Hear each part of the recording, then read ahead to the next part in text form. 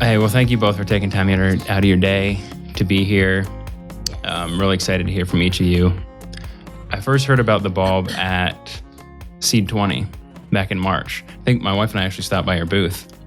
But it really caught our attention because like food has been, and particularly like fresh, healthy food has been an important part of our lives. And we want other people to have that same experience. Right. But like we talk all the time about how it's just so hard to actually like find good quality food. And really like any city you go to, it's difficult to find healthy food that is affordable and accessible. Yeah. And you could probably do a better job at explaining it than I am, but which is why I'm so excited about like what the bulb is doing. So could you tell us a little bit about how you're serving Charlotte? And to your point, every city's totally different because to give a backdrop as well, I did social work in New York for about 10 years and, finding resources for people that didn't have access to resources was pretty easy because you could give them a bus pass and 2 minutes later on the A train, they can go get food. And then 2 minutes again, they could go back home. So it was just a matter of transportation there. When I moved to Charlotte, I was a social worker for homeless veterans. And here, the housing situation's totally different. We had to house people far outside of the city or, where they didn't have access to transportation. And if they did, as Jade knows, once you get on the bus or transit system here, it takes you about an hour to get anywhere. Right. And it doesn't even go all like throughout the city even. Right. So a lot of times people are stranded here and I couldn't do my job fully. I know I'm supposed to look for housing, but once I housed people, it was hard to feel like they were okay because then they didn't have food. They didn't have access to food. So my main focus started becoming food access, which I had no idea what food deserts meant at the time. And I realized when I went to go pick up food for them at the pantry, since they couldn't get it themselves, I was picking up horrible, items like, Velveeta cheese, ramen noodles for a diabetic. And I'm sitting there like, okay, this has to change. So I did a ton of research, like who serves fresh food? And I couldn't find anything for free. I mean, some pantries have stuff, but it's going pretty bad or it's very limited. So then I started, researching farmers markets and asked farmers, can I please have your stuff that you can't sell? And then I learned about tons of partnerships where we couldn't thrive if it weren't for them, like friendship gardens, farmers, different community gardens, people that grow in their backyard. So now we have a plethora of fresh food options. So wow. That's awesome. Yeah. So do you get the food donated and then from, it sounds like a multitude of sources. Yes. Were those people pretty open to it? Like what was the Well, response? At first it was donation based or from them. Now we're getting funding where we can pay, farmers. Okay. And we also rescue food, which is a huge effort. Trader Joe's, Earth Fare, Whole Foods, we can get up to 2,000 pounds of rescued food a day. Oh, wow. And about 900 of that is compost because we have to sort through it. But we compost everything. We're mostly no waste. But, the fact of the matter is we're trying to be mostly local, but also reducing waste. And so to answer your question, the initial response was, well, we'd really like you to pay because they're, farmers need support too. Right. And I was like, well, just hold on tight. I'm going to start something. I'm going to try to get support so we can pay you. And now we're at a point where we can. So wow. I'm glad That's they stuck great. by us. Yeah. Yeah. It's been worth the wait, I'm sure. Yeah. So then what do you do with the food? Like once you get it? Yeah. So now, we started in 2016 with just 2 markets. Now we're in about 6 to 10 per season. It fluctuates. In the fall, we have, or starting this fall, we're going to be in 12 areas. And so we do mobile markets at donation-based prices. One individual can get a whole bag for free. We say for free, but we suggest that they donate up to $10 a bag. Okay. So these markets, is it like a food truck, or do you like bring vans and go set up tents, or what does it look like? We have different setups. Jade's here with us, and at her site, we do take a trailer most times because we're trying to serve up to 200 people. So we take a trailer of food and then we set up a tent and table outside of it. And so other times we just do tent and tables because we can't fit the trailer or the van.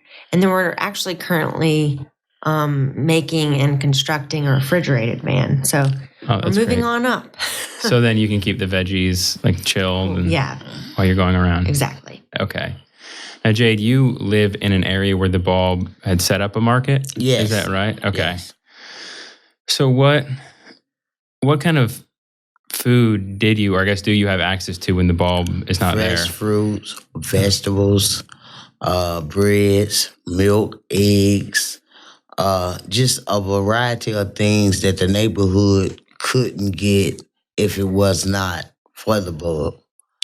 Access to it, because it's a lot of hungry children in the neighborhood I live. Not saying that their mama don't have access to get food, but they don't. So this is a way we're sure the kids get a chance to eat, but the food that they need instead of McDonald's and oodles or noodles. Yeah. So is it like within a walking distance? Yes. We have 4 sites in my neighborhood, which is Little Rock, Renaissance West, The Retreat, and Renaissance Mailbox. So all that is in walking distance, and 2 or 3 neighborhoods can get there at one time. Okay. And you actually work there now? Yes, right? I'm a volunteer. How do you like that? I like it because it involves me in the neighborhood. I'm also on the United Way Board, which gave them a grant this year, and I made sure they got the grant that they needed. That's they didn't great. get what they asked for, but they did get a grant to bring them back, and I'll be sitting on that same board next year to bring them back. Oh, that's awesome. Yeah, Jade's been great. I have to pitch in real quick, Jade, because she just has learned a lot too about the produce, and now she's an advocate in getting people to take the produce that they may not have taken if it weren't for someone saying, "Hey, have you tried this?" And, another thing is we do offer stipends. We call Jade actually a market advocate. But yeah, we're trying to provide stipends for residents in areas that we serve. So once a month, they'll get a stipend for all the work they've done for the month and kind of support, a job effort. And maybe in the long run, create jobs that are, more hours and more sustainable. Yeah, that's great. Like involving the community that you're serving. Yeah, and it's helped because, I don't live at Renaissance West and I don't live at the areas we serve. So it's not really fair for me to be the face of the market, even though I'm at the market because of, we need manpower. But I do think that Jade eventually, it would be a really ideal situation if she could be the face of that market and we just have a system where we provide the food and the residents take it over and then we take the food to another location, or we take it to a storage spot where people can access it that couldn't come to the market. So do you set up the markets like in the same place every time? At Renaissance West, it's kind of like a Whoville of social services. Okay. So it's a big area. So we are in 4 different spots around Renaissance West to cater to the senior building, the children's, building or Little Rock school. and Renaissance. Yeah, but other they're markets, coming from Arbor Glen. They're coming from across town. It's not closed in for one neighborhood. Whoever come can get whatever we don't have turn for anyone free. away. So if anybody can make their way there, they can get it. And specifically for Renaissance West, we don't really offer or promote donation-based prices as of yet. Just because we have a grant to be there. So whatever is donated goes back into a community event. But our other markets, they're just basically covered by our sponsors from Southminster. And we set up right outside of a residence or at the transit center. We also set up at a senior site and then an affordable housing unit. So it's different every market. Are you pretty strategic about where you set up those markets? Yes, we have to be. We'd like to set up more places, but we're growing. But yeah, we have to make sure that people do not have access by transportation easily, that they are, living at least a mile away or more from transportation. They're under income or, under the average median income or they're disabled. So if they're 2 out of 4 of those things, they are food insecure. So, at Renaissance West, they have a bus on site. And this is an interesting fact. But if they take that bus to go to Food Lion or Harris Teeter, it's going to take them an hour and a half round trip. So that's food insecure. Yeah, that's ridiculous. That's not easy. And like most of the shops that are local, how much of them actually have fresh food? They don't. I mean, there's Dollar General that's close by. They don't have fresh that doesn't food have at produce, all. right? No. We had to go to Walmart on Wilkerson. And that's the only grocery store in sight. Wow. That's the closest grocery store we are to. I thought it was Food Lion. Well, like a real grocery store. They sell food in Walmart. How long Most does people it go take to you Walmart. there? 2:35 get me there in 35 minutes, but I have to wait an hour before we come back.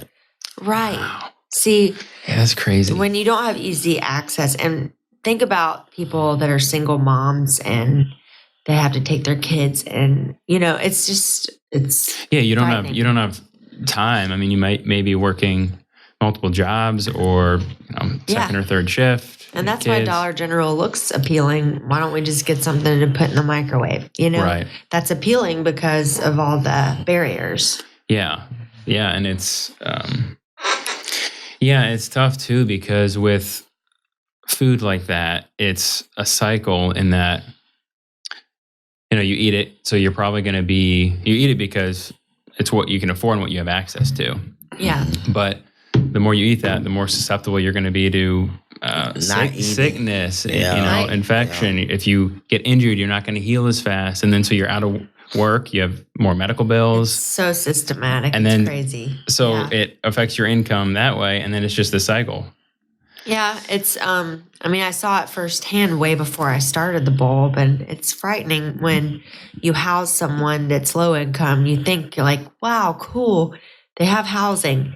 And then you see them go in a spiral of medical crises. And it's like, it's really because the source of the matter of all of our health and being is food. Mm-hmm. And, I was a housing social worker for years. Now I'm like totally food oriented, which I never thought I'd be. Yeah, there are so many things that, need solved, and it doesn't end at housing. No. Housing is obviously a big problem in Charlotte, but once you get housing, then you have access to be able to sustain yourself. Right. I think the tools first needed to learn is where to access health and nutrition, and also for the substance abuse population or mental illness, how to find coping strategies, and then housing. Mm-hmm. But, when you don't have housing, right, that's not really how you think. Right. So, yeah. So, Jade, when the bulb first came into your neighborhood, what did you think? Were you skeptical of it? Were you excited? No, I was excited. Okay. I seen people that I have never seen in a neighborhood before. It brought neighborhoods together where, you might have a neighbor, you won't even know their name, but if they come to the bulb and I'm working, hey girl, how you doing? Because they see me there every time they come. So you're building a community as well, right? Yeah. I feel like with Renaissance West, we've been there over a year now, and we have regulars, and we see new faces every time. We'd like to have more of a following, but, weather, and that's another issue with weather and, just where we're at per week. It kind of gets in the way of trying to gain more traction. Yeah. So Have you noticed people feeling better, happier, healthier? yeah, specifically there's Beverly. Yes.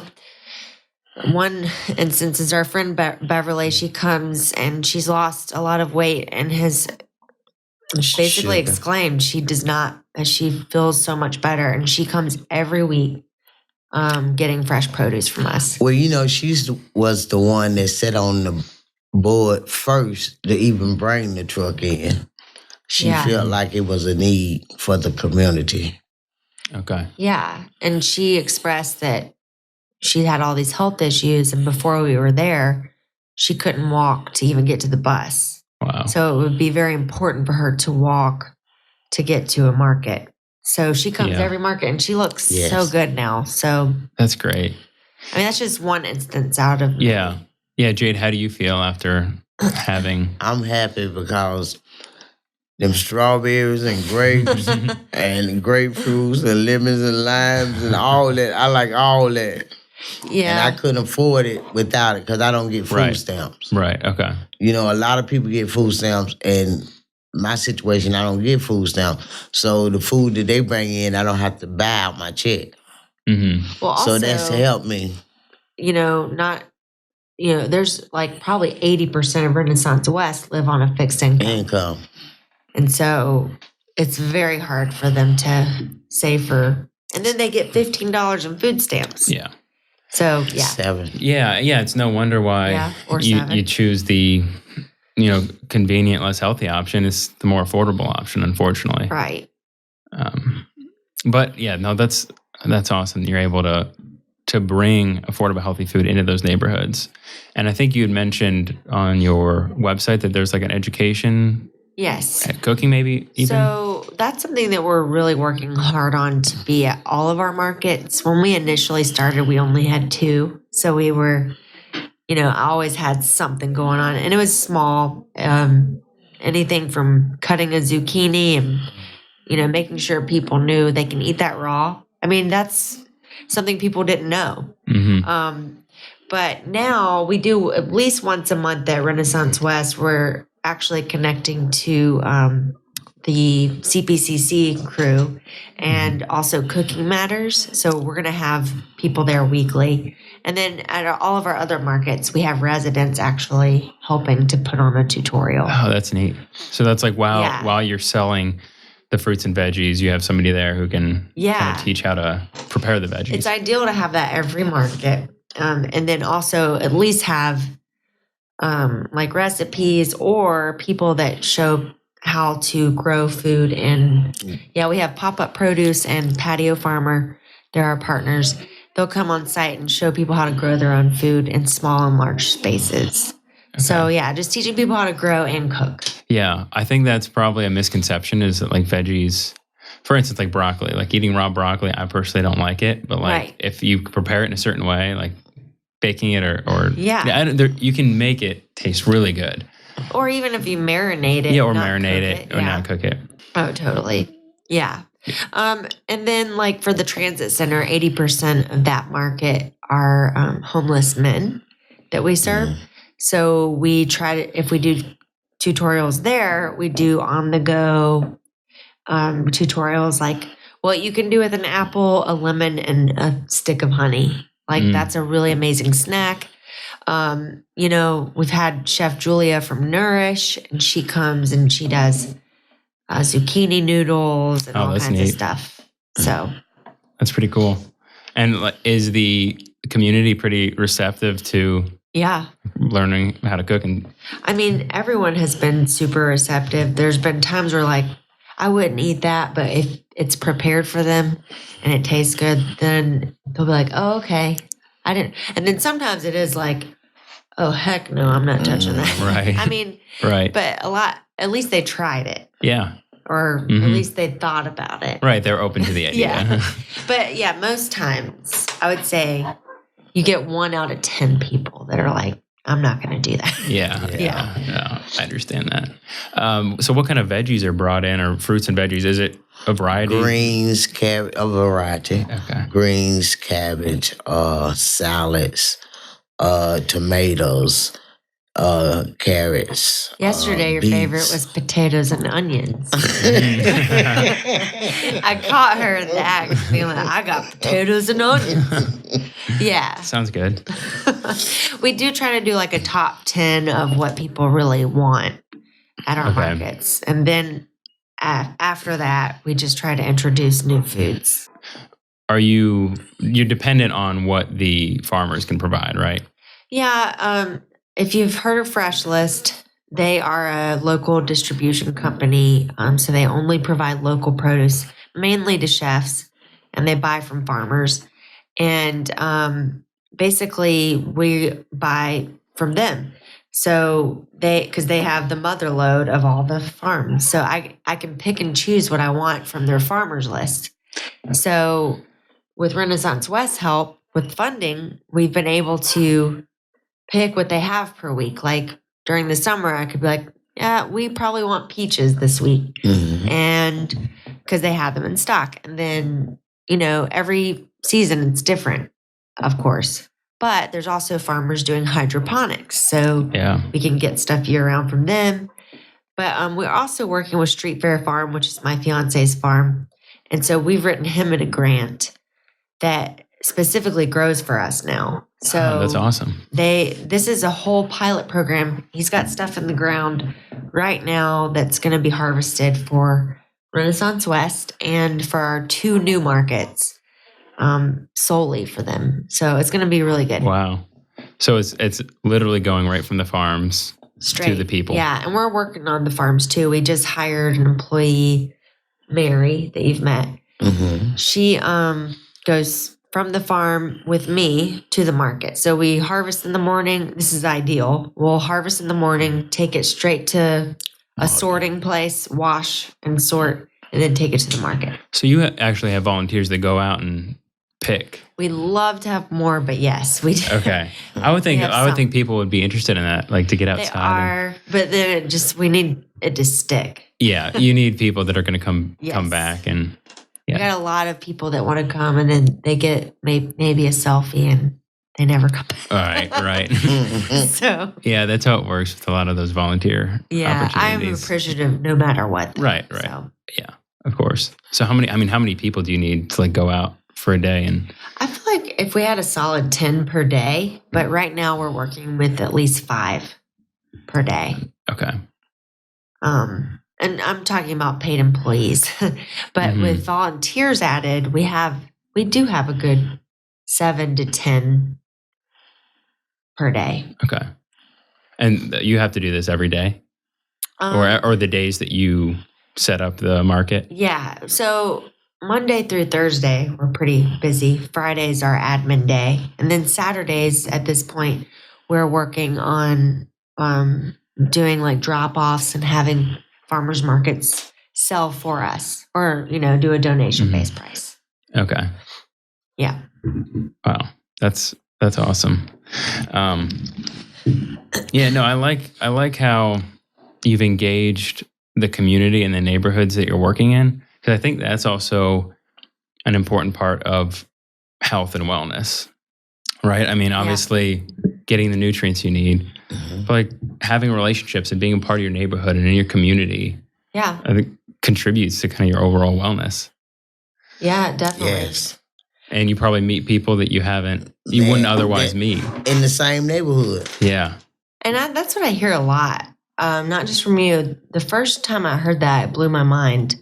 There was a neighbor, they were next door neighbors, and they never met. Oh, wow. And they lived there for a long period of time. I can't remember, but we got a picture of them, and we were like, what's your name? What's your name? How do you know each other? And like, we don't know each other. And then they realized, wait. And I guess like one lady had a fence around her yard, just never said hey to anybody. But they started becoming friends, and they'd come at the market together. And I thought that was really cool. Yeah, that's so neat. So it's kind of like a block party every time. Yes. Yeah. Jade, what's your favorite part about volunteering? My favorite part is getting fresh vegetables and fruit. for myself. That's my favorite part because otherwise I wouldn't be able to afford it. Yeah. Maybe some canned fruit cocktail or something, but I ain't gonna go buy no pack of strawberries. Yeah, it's not going to be near as fresh. Okay. So are you able to get, for when people come to the market, are they able to get like a basket that'll last them most of the week? We get a bag. A bag. Yeah. It should last the week. We understand they're probably supplementing with rice or like other staples. Right. They're not going to just live on that. Right. But we're just supplementing. And the whole mission is to just increase produce and fruit. So, or vegetables and fruit. And, we're not trying to solve like the whole, meat, dairy, Right. We're really just the whole food problem. The whole food problem. We're just trying to solve because these areas specifically don't have access to fresh food. Like even at pantries, you can get meat, but you can't get fresh vegetables easily. Yeah, I guess they're probably harder to store and keep. Yeah, and that's another problem. They don't have refrigeration, so that's why they go for the processed stuff. But yeah, so. I think that if they come weekly, it'll be good for them. It'll be a weekly thing. It can last a week. And if they come at the very end of our markets, a lot of people don't know this, but stick around. You can get what's left at the end too if you didn't get enough. Oh, okay. So, because we try to limit one bag per person. If they're obviously with kids, we give them 2 to 3. But if they don't have proof of having kids, then it's hard for us to give another bag because we don't know. Right. So yeah, we want to be fair. Yeah, that makes sense. Yeah. Oh yeah. So at the end of the day, are most of your veggies gone then? Most like last night we had a lot left over, so we're not sure why that happened, but because a lot of people didn't know what chili peppers was. They didn't know they could cut them open there's that. and stuff them. Okay. Yeah. You were telling people how to eat this. You're like, cut them open and put some ground meat in it. Yeah, you can do a lot with peppers. That would have been a great tutorial. But there's times like that where we're like, what happened? Because we'll have stuff left over. But 9 times out of 10, there's nothing left over except for probably the chili peppers. Yes. Yeah. So what do you think the biggest obstacle is for the city of Charlotte in terms of food insecurity? Is transportation the biggest one, or? It is definitely transportation, but it's also, access to, I was about to say food stamps, but that the larger issue to food stamps is how to get people some sustainable income. And that's just a lot of tiers there. Yeah. Oh yeah. Yeah.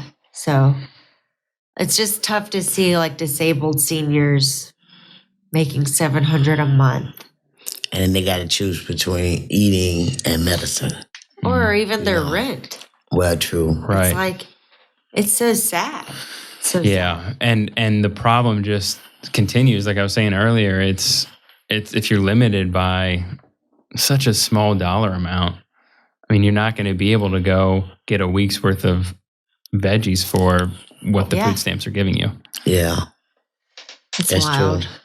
Yeah. And, a lot of the seniors I worked for here in Charlotte at a site we did a market at, had a part-time job. I would help them fill out their food stamp application. And like, surely they'd get something. And they did, but it was like $7 to $15. And I'm like, I just don't understand that. So there's a larger problem. Right. Yeah, there's a lot of factors to it. Yeah.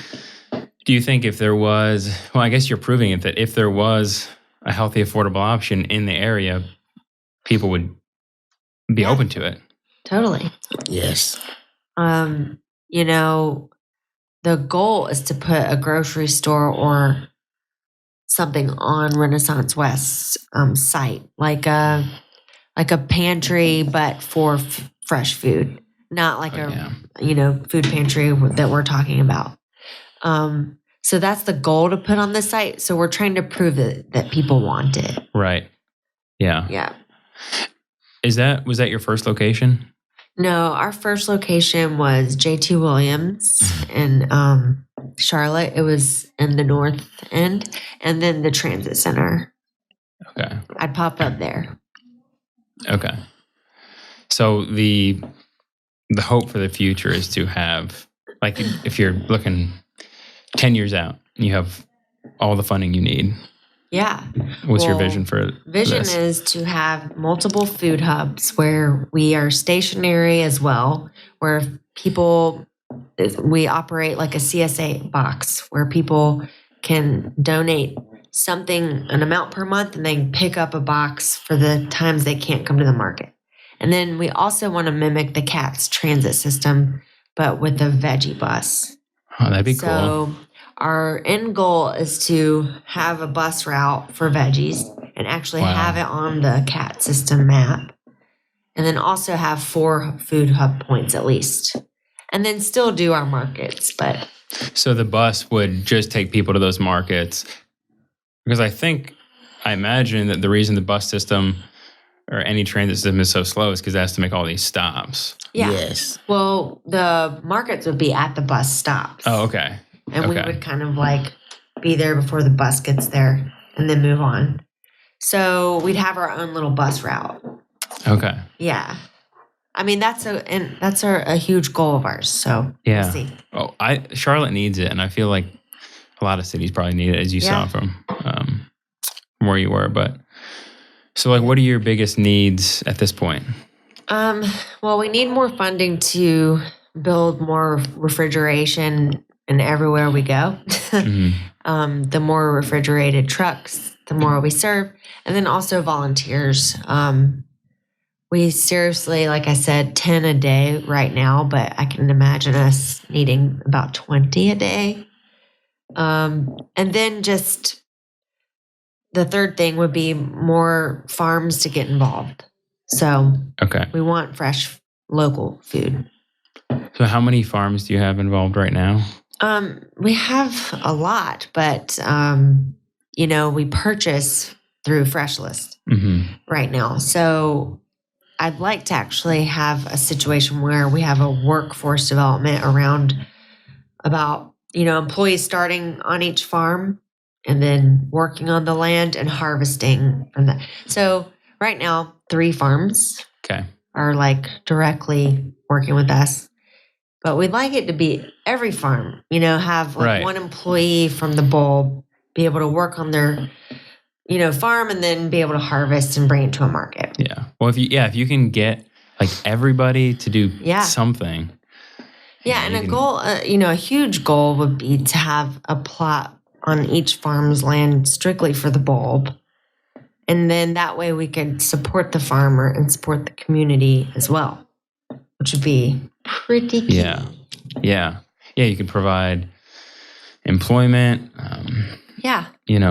An avenue for the farmers to get back to the community, and then obviously like the end goal, helping people live happier, healthier lives. Yeah, and like the people we serve, if we offer jobs on farms or even a program where, say, someone's experiencing PTSD or something of a mental illness, physical disability. I mean, there's so much a farm and growing food can cater to alleviating a lot of those symptoms. So I'd love to have that kind of setup as well. So when people do come out and volunteer, like how long does that harvesting and cleaning process take? It could take anywhere from, a couple of hours to even 5, but it all depends. If we're harvesting tomatoes and that's all we do, it could take like a couple hours. And is there like an age limit that you... No. I mean, parents, if they want to bring their kids, we have like a liability form and come on out. And the more the merrier. Yeah. So. Yeah, you can make it a family outing, or... Do you ever get like schools, like classes to come out? We've had a class. I've had many classes and summer camps, Girl Scouts, a lot of stuff. And that gives you an opportunity to teach the kids as well. Which Yeah. I don't know. I'm not a teacher, and I wasn't raised in the Charlotte school system, so I don't know how much of that is being taught in the schools. But Yeah, it's changing. There's, a lot of programs like Pop-Up Produce and Food Corps and 100 Gardens. They're all in the school system now. oh, okay, But That's I mean, there needs to be, I feel like there needs to be a program in every school. right, There's only a handful right now. yeah. Well, and I think the more people you have involved and that are attached to this vision, the more likely you are to all succeed. Oh, totally. When you're out there. Yes. Well, it's like a neighborhood event, so everybody wants to come out, and it encourages everybody. Mm-hmm. And while we're setting up, they join in and help us. Yeah. Not only just come and get food, they also help us set up, break down. That's neat. Yeah, everyone pitches in, and it just seems great. I mean, the only thing that we'd like to do better is better cooking demos and, make it more of come and hang out. Don't just get food and leave. This is a place to commune and, Right. even get an after school snack for your kid. And some people do. Kids will come by and we have to regulate this, but they don't have a parent. They have to just take one fruit. Okay. Mm-hmm. Because we've had issues with kids getting bags and then throwing all the fruit everywhere. Yeah, we do have to come up with some rules. Yeah. I'm sure that the kids love it, though. And they do. They really want to shop like an adult, which is really cute. But it's not when we find the eggs in people's doors. And cars. And cars. Yeah, it's probably more of a game to them to throw the berries and the eggs. Yes. Yeah. So, if people do want to get involved, where do they go? Yeah, so we have a couple of different options. You can go on the website, www.thebulbgallery.org, or Share Charlotte. We're a partner with them. You can go on their portal. They have all of our volunteer opportunities. Okay. I think it's sharecharlotte.org. And you have Facebook, Instagram. Yeah, I forgot about social plugs.